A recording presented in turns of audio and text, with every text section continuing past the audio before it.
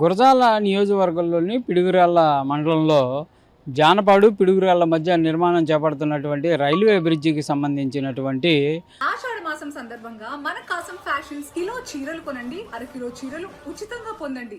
Railway over బ్రిడ్జికి సంబంధించినటువంటి అంశంలో గత కొద్ది రోజులుగా కూడా వైఎస్ఆర్సీపీ గురజాల ఇన్ఛార్జ్ అయినటువంటి కాసు మహేష్ రెడ్డి ఆందోళన వ్యక్తం చేస్తున్నటువంటి పరిస్థితుల్లోనే వైఎస్ఆర్సీపీ పార్టీ అధికారంలో ఉన్నటువంటి సమయంలో బ్రిడ్జి పనులు వేగవంతంగా జరిగాయని, అయితే ఈ మధ్యకాలంలో పనులన్నీ కూడా పూర్తిగా ఆగిపోయిన పరిస్థితి ఉందంటూ కూడా ఆయన అనేక మందితో సోషల్ మీడియా వేదికగా కూడా మాట్లాడించినటువంటి పరిస్థితులు ఉన్నాయి. అయితే దీనికి సంబంధించి ప్రస్తుత ఎమ్మెల్యే కానీ ప్రస్తుత రాష్ట్ర ప్రభుత్వం కానీ అసలు పట్టించుకోవట్లేదంటూ కూడా ఆయన ఆ ఆగ్రహాన్ని వ్యక్తం చేశారు.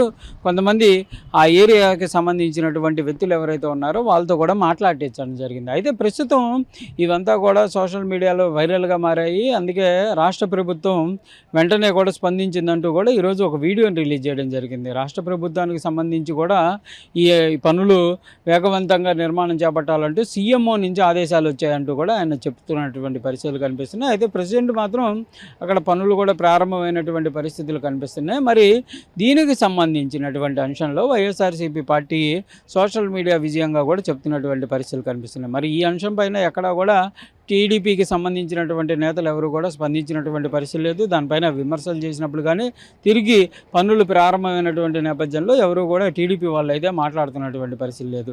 మరి ఈ పనులు ఆగిపోవడానికి కారణం ఏంటి? వైఎస్ఆర్సీపీ పార్టీకి సంబంధించినటువంటి ఇన్ఛార్జీలు అదేవిధంగా స్థానికమైనటువంటి నేతలు మాట్లాడగానే సీఎంఓ అధికారులు రెస్పాండ్ అయ్యి పనులు ప్రారంభించడం జరిగిందా అనేది కూడా నిజంగా అంటే సీఎంఓ నుంచి కానీ ఇటు అధికార పక్షం నుంచి కానీ ఎక్కడ కూడా పూర్తి స్థాయిలో అప్డేట్ అనేది చెప్తున్నటువంటి పరిస్థితి లేవు. కానీ ఇన్ఛార్జిగా ఉన్నటువంటి వైఎస్ఆర్సీపీ ఇన్ఛార్జి కాసు మహేష్ రెడ్డి మాత్రం క్లియర్గా చెప్తున్నారు, తమతో పాటు సోషల్ మీడియా విజయం అనే విధంగా చెప్తున్నారు. మరి జానపాడు సంబంధించినటువంటి ఈ రైల్వే బ్రిడ్జి పనులు పూర్తి స్థాయిలో కొనసాగుతాయా, లేకపోతే ప్రెసిడెంట్ కొంత వర్క్ జరిగి మళ్ళీ ఆగేటటువంటి పరిస్థితులు ఉంటాయా? దీనిపైన అధికార పక్షం ఏం చెప్తుంది అనేది కూడా చూడాలి. ఏదైనా కూడా పిడుగురాళ్ళకి ప్రజలకి ఈ జానపాడు బ్రిడ్జి అనేది అత్యంత కీలకమైనటువంటి బ్రిడ్జిగా కూడా చెప్తుంటారు. ఎందుకంటే జానపాడు వెళ్ళాలంటే కంపల్సరీగా రైల్వే బ్రిడ్జిని దాటాలి. 10 సార్లు 15 సార్లు రైళ్ళు అక్కడి నుంచి వెళ్తూ ఉంటాయి కాబట్టి అనేక సార్లు ఇబ్బందులు ఎదుర్కొంటున్నాము.